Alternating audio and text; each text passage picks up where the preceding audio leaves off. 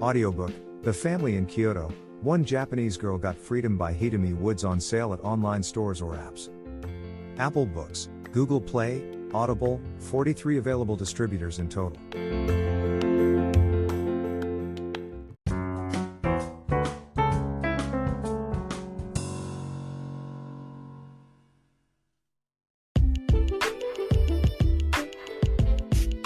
I spent my teenage life at a privileged Catholic school.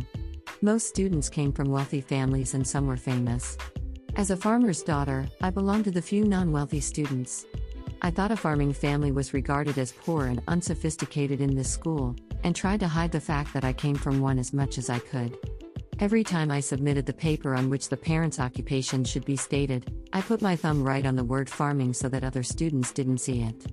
There was a famous long-standing chain of high-end chestnut snack stores in the city which chain name was the same as my last name, and one day, a student casually said to me, "Your family owns the chain, doesn't it?"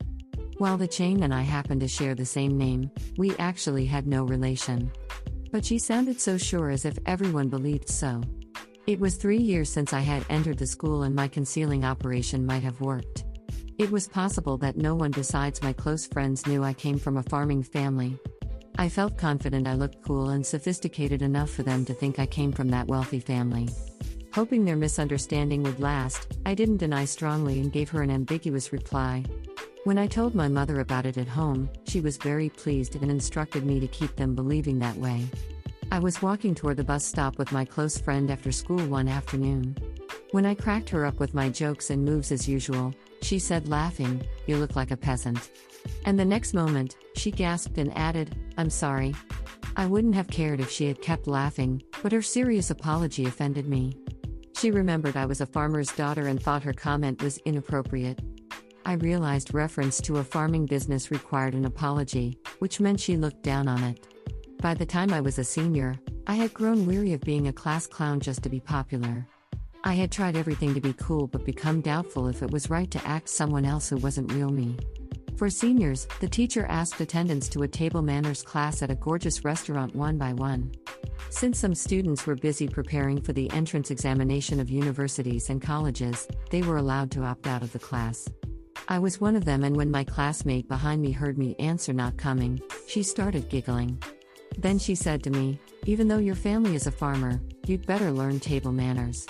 The girl next to her was also giggling and said, "That's what we shouldn't tell her." It was a wake-up call. All those years everybody had known my family was a farmer and laughed at me inside while I pretended to be cool. What I had been doing so hard for years was nothing. Since that day, I stopped acting a class clown and returned to my true quiet self. A couple of days later, in a class journal that all students would read, I wrote, "I'm a farmer's daughter. Yet, I have been to a high-class restaurant, and I do know table manners."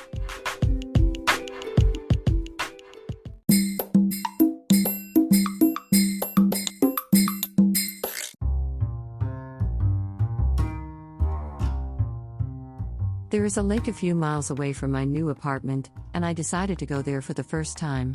The local bus to the lake was surprisingly old-fashioned and worn out.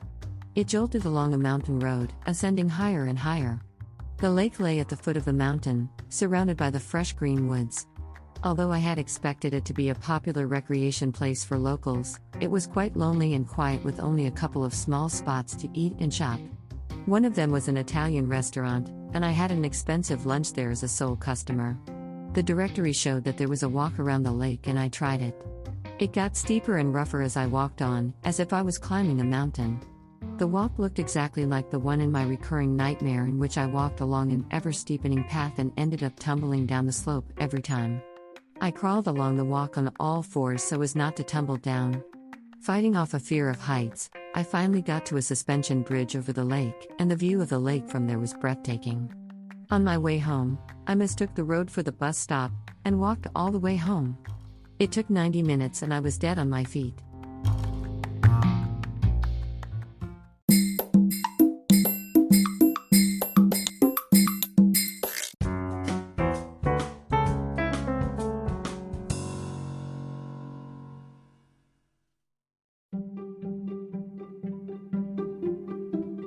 Audiobooks by Hitomi Woods. First audiobook, Japanese Dream by Hitomi Woods on sale at online stores or apps. Second audiobook, My Social Distancing and Naked Spa in Japan by Hitomi Woods on sale at online stores or apps. Apple Books, Audible, Google Play, Nook Audiobooks, 43 available distributors in total.